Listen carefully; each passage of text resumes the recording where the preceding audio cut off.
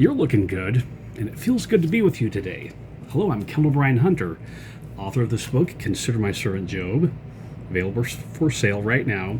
And this is Come Follow Me, Get to the Point, where I always show up, I always come prepared, we never take roll, and it's bring your own refreshments.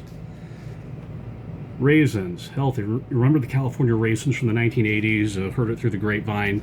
Raisins, good for you, healthy. 0% added sugar, 11% carbohydrates, 6% potassium. How about that? So today's theme is Gadianton's Dagger, Dissolution, and Christ. So I'm going to read the statement from Alfred North Whitehead. He's a philosophy professor, mathematician who worked with Bertrand Russell. Most famous book is called Process in Reality. But we're going to quote from another book of his called Adventures in Ideas. And he says, philosophy gives insight and foresight and a sense of worth of life. In short, that sense of importance which nerves all civilized effort. Mankind can flourish in the lower stages of life with merely barbaric flashes of thought. But when civilization culminates, the absence of a coordinating philosophy of life spread throughout the community spells decadence, boredom, and the slackening of effort. Think about that. It nerves all civilized effort, and without it, it spells decadence, boredom, and the slackening of effort. And this is something that John Jay mentioned in the Second Federalist about the cohesive culture, unifying everything. And, well, that's nice for philosophy and political philosophy, but this is a religious podcast, and let's discuss this in terms of theology. You have not so much a coordinating philosophy of life, but coordinating doctrine, a set of beliefs. And we're watching as the Nephite civilization enlarges and spreads out, and you have groups offshooting, and that's something we don't talk about as a colonization, just because you lose track of them. We don't know where these colonies go, what happened, what type of apostasies they had or didn't have, or what their cultures were like. Was it just spreading, or these people who were angry and set up their own new system of worship and a new culture? So pay attention to how dissension from doctrine causes society to collapse. Ezra Taft Benson said this. He said, "You will learn more from studying and reading the Book of Mormon about our current problems than you will by reading the daily paper or the slick magazines." The slick magazines are like Time Life, Newsweek, U.S. News World Report. You'll learn more about reading the book. You'll learn about problems by reading the Book of Mormon than reading the newspaper. Well, in our reading selection, we discuss disputed elections and political assassinations. Okay, so Helaman chapter 1 begins with the third disputed election recorded in the Book of Mormon. There may have been others, they just weren't recorded. And it was the three sons of Pahoran, grandsons of Nephihah. Now, it's interesting, they got rid of a king, but they seem to have a dynasty of chief judges, so they're elected kings or what have you. So it's interesting. When you have a three-way split like this, what does that tell you about the coordinating philosophy of life or the sense of culture and values in a community when you have three people split? Or like with our elections, they're fairly evenly split, where you have these very narrow elections and the popular vote and then the electoral college. What does that mean? Think about this. What's going on in the culture? What type of dissensions are going on? What's transformation are going on? So Pahoran Jr. wins the election, so Pacumeni cedes the election, but Paonki, now this is interesting, Paonki, that's actually a bona fide Egyptian name. The middle part is Pa, and then Ankh in the Ankh, that's that Egyptian cross. That's a blank piece of paper. I have my notepads under a pile of books. It has, the middle part is an Ankh, kind of like this. You saw these things were big in the 70s with King Tut, so that's an Ankh. That's the middle thing of his name. There's another famous person that also had Ankh as his middle name. His name is Tutankhamun, or King Tut. So, yeah, that's Paonki's. It's interesting because Paonki is the one who insurrects. He starts to lead this revolt, and he hires Kishkumen to make the first assassination. So Pahoran gets killed, and then Pacumi, who came in second the election, gets the chief judgeship. It's kind of like the original electoral college. Is that the original electoral college, the person with the most votes became president, second votes became vice president. Then they switched that with the 12th Amendment. So all this chaos is going on. You have the next generation of shall we say, Lamanites, but they're really Lamanites being led by Zoramites. It's interesting, at this time you still have the Zoramites are kings over the Lamanites, which is kind of funny because they always disputed saying the Lamanites should be rulers, but now the Zoramites, who aren't even genetically Nephites, are running them. It's like, okay, what does this all mean? So you have Tubaloth. He's the son of Amaran, and he's the king. Then he orders the general Coriantumr. Now, notice the last part, the MR name. That's a Jaredite name again. And he's a general. And then you have Moroni's son, Moronihah. So this is the next generation of leaders. So while there's this confusion in government, Coriantumr decides to invade the country. And this is something that happened with 9/11. We had the Gore versus Bush disputation, and with the transition in government, we didn't have it up there. There's a couple months delay, and that may have affected things with 9/11 making decisions. So he organizes a shock force as he storms his way into the center of Zarahemla and kills Pacumeni. So, second assassination, not by Kishkumen. But he moves on. It's interesting. He makes this mistake. So he goes into the center of the Nephite territory to Zarahemla. He gets this big victory. He took over Zarahemla. He's conquering everything. But you have the outlying areas, just boom, boom, boom. When we come in, he got himself surrounded. And what it says in the Book of Mormon writes, "And now behold, the Lamanites could not retreat, neither they could not retreat either way, neither on the north nor the south nor the east nor on the west, for they are surrounded on every hand by Nephites." And so Moronihah wins. Yeah, marched to the center, and they just constricted everything and got rid of him. So Helaman 2, Helaman chapter 2 is Gadianton's dagger. So you have this problem with the election. So Helaman becomes the chief judge, and this is the son of the previous Helaman. And the same band, this founded by Kishkumen, wants to take out the chief judge. And it's kind of interesting. I'm not sure about the tactic, keep killing the chief judge.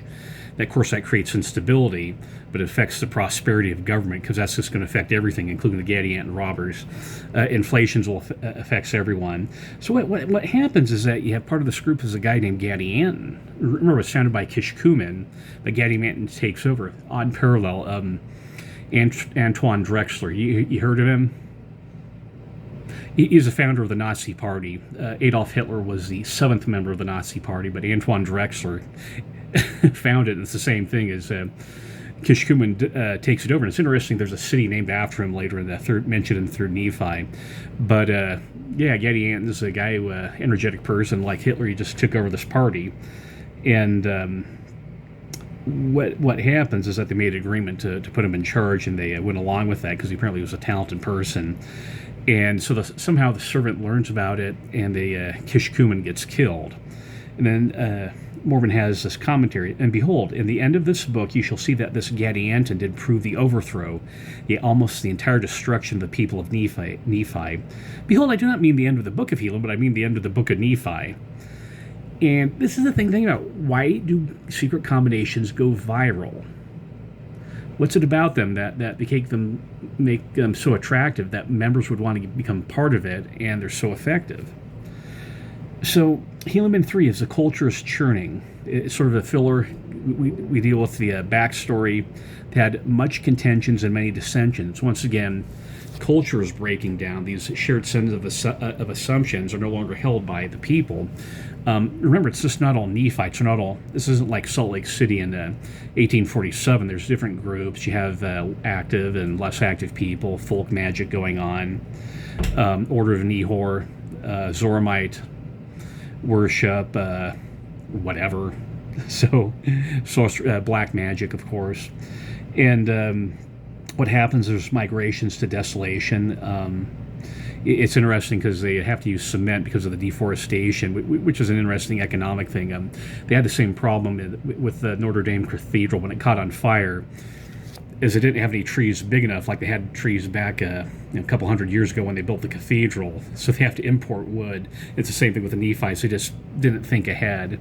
So there's a population shift. There's a demographic change. We don't know exactly what happened. Gadiantons are simmering in the background.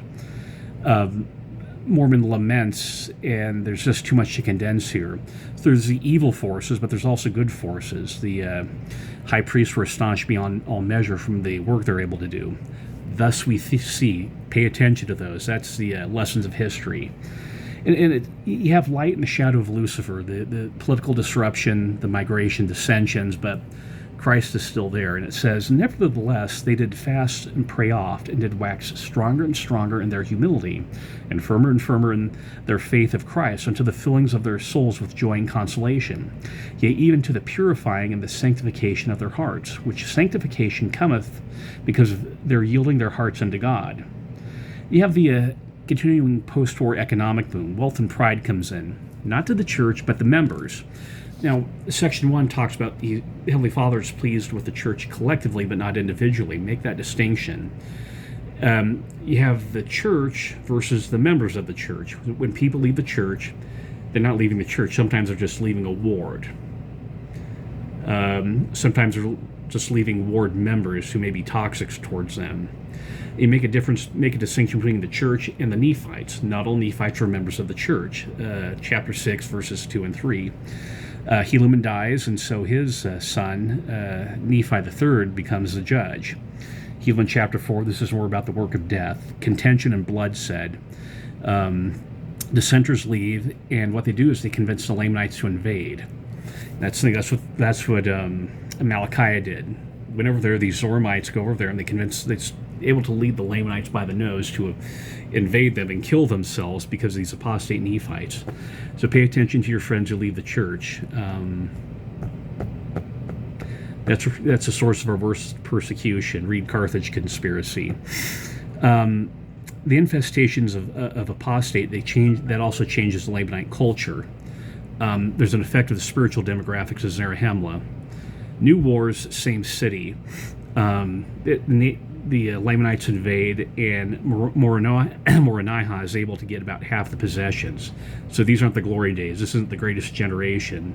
There's losses, and it has to do with the spiritual level of the people.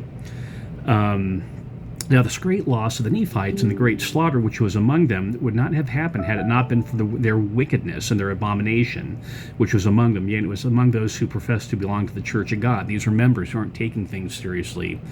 Read Section 112. When God starts cleaning house, he's going to start with the church. He's going to start with the presiding quorums of the church.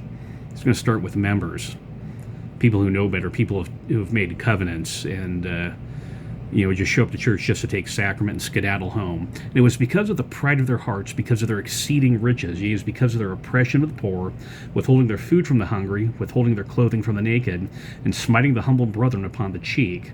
Physically assaulting people. Making a mock of that was sacred, denying the spirit of prophecy and revelation. That is, these callings are just political. Murdering, plundering, lying, stealing, committing adultery, pornography, and rising up in great contention and deserting way into the land of Nephi among the Lamanites. And this is because of their great wickedness and boasting of their own strength. They were left in their own strength. And Moronihah, Nephi, and Lehi preach that you have the military, the chief judge, and then the spiritual advisors all start working on it, transforming the culture again, this cultural dissolution. When you have a breakdown of a centralized doctrine, a faith society just collapses, and that's what you're reading. Alfred North Whitehead saw it, and you're just reading the same thing in the Book of Mormon. Laws in the Lord. They remember the prophecies of Alma and Mosiah. They realized there's a change in the culture, and that they had altered and trampled under their feet the laws of Mosiah. Their laws had become corrupted. They had become wicked people, and so much they were wicked, even like to the Lamanites. Culture affects laws. Laws affect culture. Think about it in the terms of abortion. Now, people think, some ladies out there think they have a right to kill their babies. And that when the Supreme Court ruled recently that they had it was a human rights violation. A bunch of men taking women's rights away. Is that a correct frame, or is that just more apostasy? The DNC, the Planned Parenthood, had a bunch of abortion clinics around there. Okay, that's what's going on. There is cultural dissolution. And because of their iniquity, the church had begun to dwindle. Is that why people are leaving the church now? Not the CS letter, because of personal iniquity. How are you wearing the temple garment? Laws and faith are interrelated. Bad laws corrupt culture. Good laws strengthen culture. Bad laws affect spirituality. Good laws strengthen spirituality. Think of retail theft in California. In the space of not many years in California and among the Nephites. So you pay attention to these cultural accelerators, the dissensions, the migrations, and corrupt laws. Helaman chapter 5. This is a great story. This is one that you can sort of detach. You want to see a good video of it. Nephi, he was the chief judge, hands it off to Cezoram, who has more things happen to him. And like Alma the Younger, he sets aside politics to work on the religious battlefield, the religious front. And he remembers Helaman's counsel, remember their names, remember King Benjamin, remember what they preached about Christ, Amulek to Zeezrom, that you get saved from your sins, but not in your sins. That we say something that's not in the scriptures, love the sinner but hate the sin. Well, a sinner can't remain in his sins. Building upon the rock of our Redeemer, David A. Bednar, April 2024, he talked about that. Their mission was successful. They were able to confound people and talk with power and authority, and they're given what to say to people, that inspiration that's available to anyone. They go into Lamanite territory. They go from Zarahemla to Nephi, and they end up in the same prison that Limhi used against the earlier people. And it became a prison temple. They have the human rights violation. They're deprived of clothing and food and water, physically assaulted. And eventually, God intervenes. They have the light. They both look up, and their faces shine like angels, like Abinadi, like Moses. They hear this voice from heaven. It's a whisper that pierces the soul. Cloud of darkness over the guards and the other people. Aminadab, who is an apostate Nephite, has enough information. He's able to teach the Lamanites, which is interesting. You have this apostate teaching people who are worse off about the correct doctrine, about that they should start praying. Light breaks, and voice from heaven again. The prisoners and the guards are converted, and they're able to become missionaries themselves, just like the sons of Mosiah. That power is still available today. So Helaman 6, because of this powerful missionary work, the Lamanites blossom.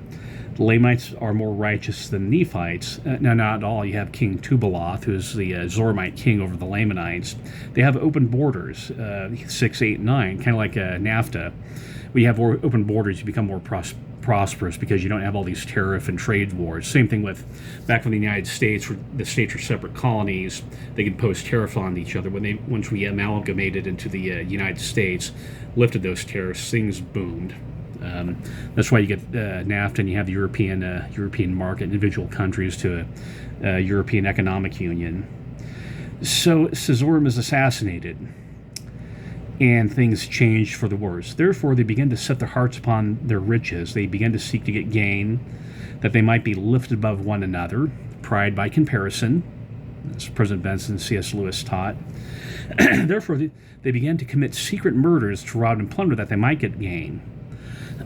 Pride to murder to gain, to be elevated.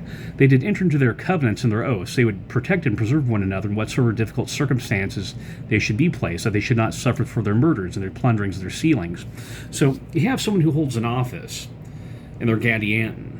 They have what's called they have discretion, prosecutorial discretion.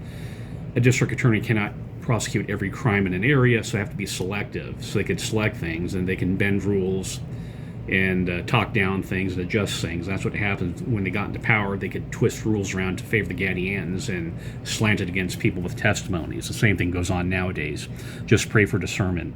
They have their signs, their secret signs, or the secret words, the gang signs we all know about, which aren't so secret anymore. And this that they might distinguish a brother who had entered into the covenant, that whatsoever wickedness his brother should do, he should not be injured by his brother, nor by those who belonged to his band who had taken this covenant. So, like I said, is you hold a political office. Oh, okay, that's a Gadianton robber. So let's waive a few things. Time served, and 1 hour of community service. Oh no, you're a member of the church. I'm sorry, that's a hate. Your testimony is hate speech. And thus they might murder and plunder and steal and commit whoredoms and all manners of wickedness, contrary to the laws of their country and the laws of God. See, the secret combinations undermine the civic system by the double standard, and so it causes a collapse. Once again, you need to have a coordinating system of doctrine, of philosophy. Everyone's playing by the same set of rules. You don't get promoted just because you're LGBTQ. You don't get punished because you're a blue-eyed devil. You're white. You don't get punished for that. It's just an even and level playing ground for everyone. And whosoever of those who belong to their band should reveal unto the world of their wickedness and their abomination should be tried, not according to the laws of their country, but according to the laws of their wickedness, which had been given by Gadianton and Kishkumen. So they have their own parallel court system. It's interesting. You think about the United States and also in Britain with Sharia law courts. In the church, we have church membership councils. We used to call them church courts. But it's just, and actually early on, they actually used to solve political problems. But later on, the church said, okay, when you have a civil problem, take it to your civil court. We just handle ecclesiastical matters. We don't take your life, liberty. We just impose membership restrictions. But with some of these Islamic Sharia law courts, that creates a problem where you have a double system of laws there, and one's democratic, one's not. You have their signs. This enables, these combinations enable wickedness. They cover for each other, bend laws, bend rules, and give people a break. And there's a viral effect. They see how people can get away with it and they can prosper, so they want to be part of it. They abandon their covenants and switch to combinations. And now behold, he had gotten a great hold upon the hearts of Nephites, yea, insomuch that they had become exceedingly wicked. Not just a person with a few issues or someone who's struggling. This is exceeding wickedness. Yet the more part of them had turned out of the way of the righteousness and trampled under the feet the commandments. The Nephites had built them up and support them, digging at the more wicked part of them until they had overspread all the land of the Nephites. So this is another wedge. This is something to pay attention to. Evil starts with the combinations. You find the evil people in the community, get them hooked, and it starts spreading. That's how the virus spreads. How Gadianton's dagger ends up in everyone's back, digging at the more wicked part of them until they had overspread all the land of the Nephites and had seduced, potent word, seduced, more part of the righteous until they had come down to believe in their works and partake of their spoils. Seduced more part of the righteous. That ought to scare you. You look at your, I look at my Warden stake and the stalwarts who are dropping off for whatever reason. That ought to scare you. Works and partake of their spoils and join with them in their secret murders and combination. And here's the clincher. Thus they did obtain sole management of the government. So you have whatever parties, but behind it the combination ran everything. 100% of the people, the judges and the lawyers, they're all Gadianton. And the system collapses as we watch. Because you have the democratic system with judges, you have the divine laws, you have the democratic system, but you have this anti-system here with the secret combinations, and everyone's playing by these set of rules, stabbing each other backs with double standards and favorites, and it collapses the system. So let me repeat that quote again from Alfred North Whitehead. I left on this horrid cliffhanger. Insight and foresight, and philosophy gives insight and foresight and a sense of worth of life. In short, a sense of importance which unnerves all civilized effort. Mankind can flourish in the lower stages of life with merely barbaric flashes of thought, but when civilization culminates, the absence of a coordinating philosophy of life, that is, these double standards between the civic standard and the Gadianton standard, spreads throughout the community. Sole management of the government spells decadence, boredom, and slackening of effort. So the doctrine of Christ is a better system. So what trends do you see that in the Book of Mormon that we see in our day? Disputed elections, assassinations, Christ under siege. Let me get something. Doctrine of Christ disputed, denied, and distorted. This is something President Hinckley said, and this is from his book, Teachings of Gordon B. Hinckley, page 675. Not the manual, but the thicker book. And let's get this. And sorry, dead time. I built up all this energy. And President Hinckley said, I am so bold as to say that the observance of four simple things on the part of parents would, in a generation or two,